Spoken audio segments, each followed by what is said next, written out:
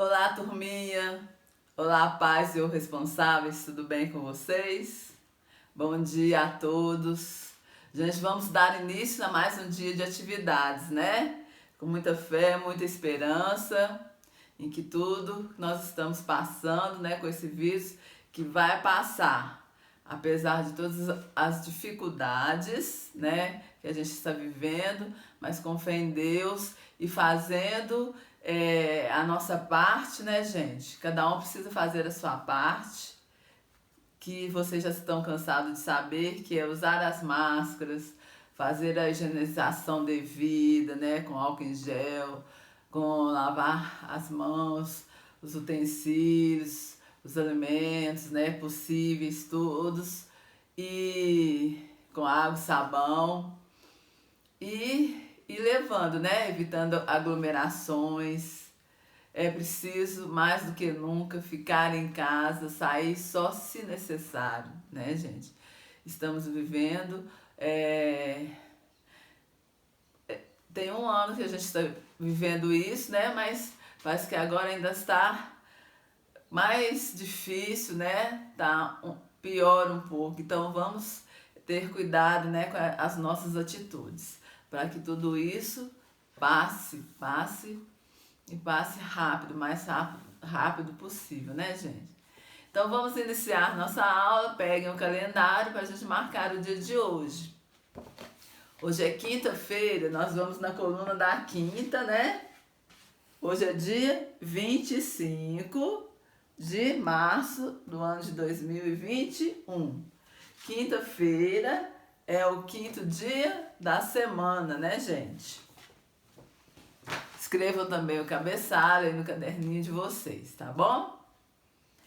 E nós vamos iniciar a nossa aula de língua portuguesa com o gênero textual fábula. É muito legal o gênero textual fábula, né? Eu pelo menos adoro. Quem aí não gosta de ouvir as histórias com os personagens, né? Que são animais. E, gente, a fábula, estudos falam que a fábula surgiu lá no Oriente, no século V. Século V, lá no Oriente. Sabe quando? Século V a C. O que significa isso aqui? Vocês se lembram que eu já expliquei para vocês? AC? Sim.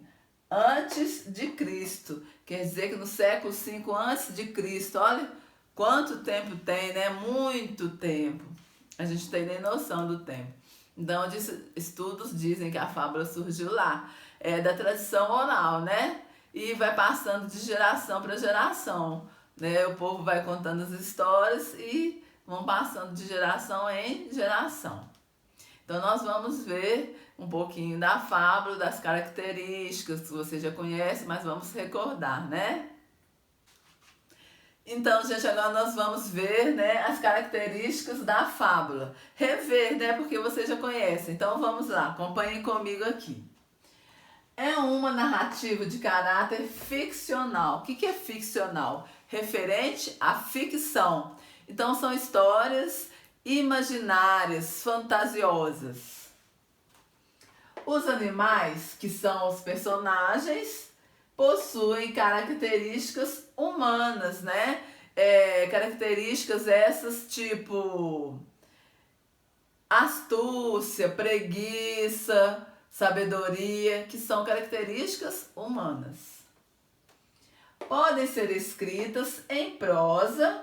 O que é texto em prosa? É o texto em parágrafos ou em versos, né? O mais comum, né, que a gente vê é o texto em parágrafos, mas também tem em versos. Os títulos geralmente fazem referência às personagens, né? Exemplo, a cigarra e a formiga. Geralmente fazem referência, então, aos personagens da história. A linguagem é simples, objetiva e direta. Então são textos, são histórias curtas, né? Objetivas e claras. Passam ali o recado e pronto. Geralmente é para a gente refletir, né? Sobre alguma coisa. Possui uma moral. Então, essa moral no final da história é que faz a gente refletir. Opa, será? Refletir o quê? A vida em sociedade, ou mesmo até os nossos comportamentos, né? O comportamento de cada um. Ali você reflete, opa, o que está acontecendo? Será que eu estou fazendo dessa forma? Será que eu tenho que mudar? Então, as fábulas é isso, dão um recado e para a gente pensar mesmo, refletir. Então, em seguida, gente, vem aí as atividades, tá bom? Turminha, então vamos dar seguimento à nossa aula e agora é hora de matemática com geometria, né? O objetivo da aula é estudar as figuras geométricas planas, que a gente já vem estudando aí algumas aulas, né? Eu acho que vocês estão ficando bom nisso aí, não é? De tanta gente falar. Então vamos continuar aqui. Nós vimos ontem, né, que polígonos são figuras geométricas planas, né? Figuras geométricas planas são o quê? As figuras bidimensionais, que tem somente duas dimensões, comprimento e largura. Então, os polígonos são constituídos de linhas fechadas, formadas por segmentos de reta, que não se cruzam, né? Então, são formados por linhas fechadas, segmentos de reta que não se cruzam. Esses são os polígonos. A palavra polígono advém do grego poli e gon. O que significa poli e gon? Muitos ângulos. É bem interessante, né, gente, a gente saber o significado da palavra, de onde que surgiu, que aí a gente descobre um monte de coisa legal. Então vamos ver aí a classificação dos polígonos a seguir. Então, gente, vamos ver a classificação de alguns polígonos quanto ao número de lados. Então, o triângulo possui 3 lados. O polígono quadrilátero possui 4 lados. Pentágono possui 5 lados. Hexágono possui 6 lados. E o heptágono possui 7 lados. E assim por diante, né? Depende do número de lados que ele recebe o nome. Não é preciso, gente, decorar esses nomes, é preciso entender.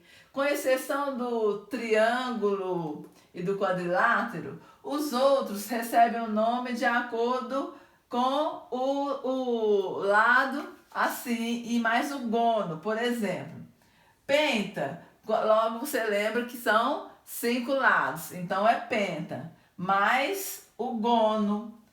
Aqui também, hexa, quer dizer que são 6, lembra 6, mais gono. Heptágono, lembra 7, mais o gono, né? Aí fica mais fácil pra gente lembrar o nome. Pessoal, agora nós veremos a classificação dos triângulos de acordo com os seus lados, o tamanho de seus lados, tá?